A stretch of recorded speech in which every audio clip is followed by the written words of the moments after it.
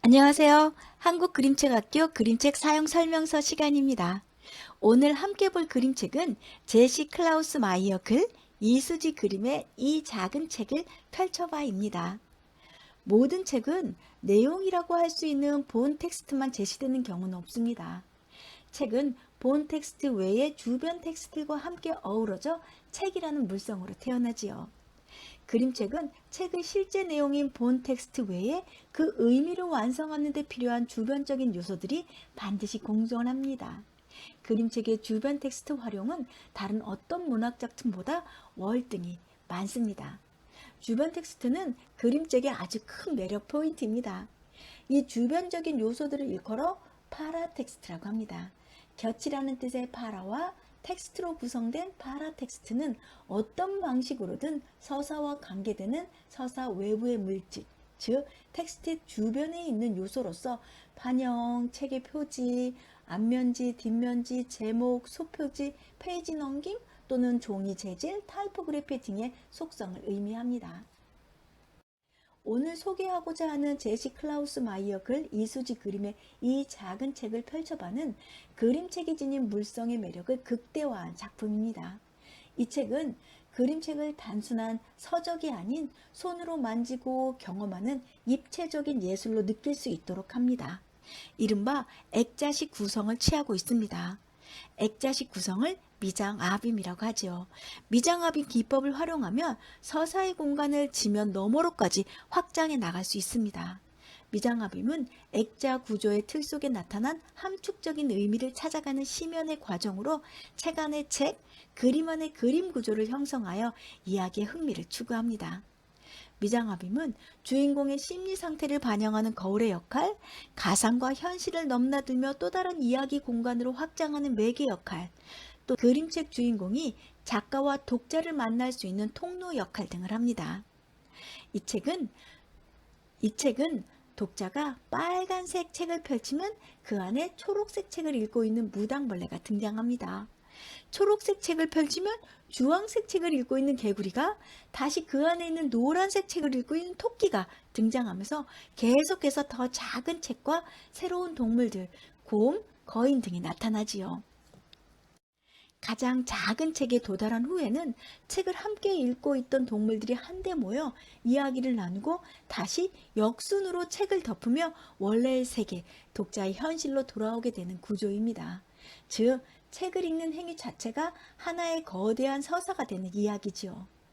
이 책의 가장 큰 특징은 글, 그림, 그리고 물성의 완벽한 조화로 이야기가 펼쳐진다는 것입니다.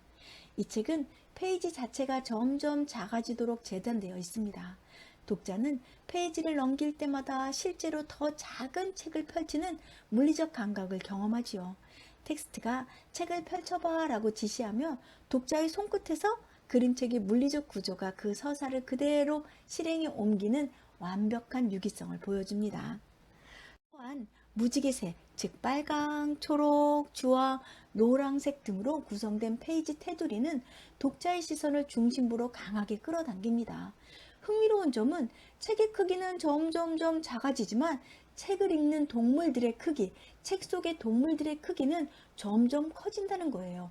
예를 들면 무당벌레에서 개구리, 개구리가 읽고 있는 토끼, 곰 또는 거인까지, 이는 물리적인 한계를 뛰어넘어 무한히 확장되는 상상의 크기를 은유적으로 표현한 이수지 작가 특유의 치밀한 시각적 장치인 듯합니다. 표지를 보면 토끼, 개구리, 곰, 무당벌레가 커다란 나무에 있는 서가에 앉아 각자의 책에 푹 빠져 있습니다. 이는 독자들에게 우리와 함께 독서의 즐거움을 빠져보지 않을래? 라며 책의 세계로 은밀하고 다정하게 초대하는 시각적 프롤로그 역할을 하는 듯 합니다. 아이들과 함께 책 속의 책을 경험하면서 책을 펼칠 때마다 이 책의 이야기를 만들어 보면 좋을 듯 합니다. 이 책은 독자에게 계속해서 이야기합니다. 뭐라고 이야기하는 줄 아세요? 또 다른 그림책을 펼쳐봐 라고 이야기합니다. 이 책을 읽으면서 아이들과 함께 끊임없이 이야기를 주고받으면 어떨까요? 표지에 있는 동물 친구들은 어디에서 무엇을 하고 있는지, 이 책 안에 몇 개의 책이 있는지도 다시 한번 반복해서 읽어보면서 헤아려 보는 것도 재미있을 것 같고요. 거인은 왜 책을 펼칠 수 없었는지 그 이유를 한번 찾아보고, 토끼를 보고 생각나는 또 다른 이야기가 있는지도 한번 떠올려 보게 하면 좋을 듯 합니다. 동물 친구들이 이 책을 다 읽고 덮었을 때 어떤 기분이었는지도 한번 상상해 보세요. 그리고 그림을 자세히 살펴보면 거인이 피부색은 무엇이었는지, 그리고 무당벌레는 어디에서 어떤 책을 읽고 있는지도 상기시켜 보면 좋을 듯 합니다.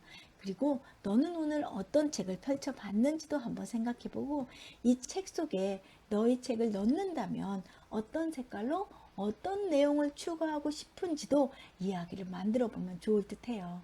점점 작아지는 책 페이지를 넘기는 행위만으로도 충분히 즐거움을 느낄 수 있는 그림책입니다. 그림책의 가장 큰 가치는 즐거움이지요.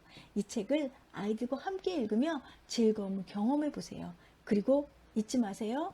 좋아요, 구독 눌러주는 걸요. 오늘 하루도 행복하세요. 지금까지 한국그림책학교 그림책 사용 설명서 시간이었습니다.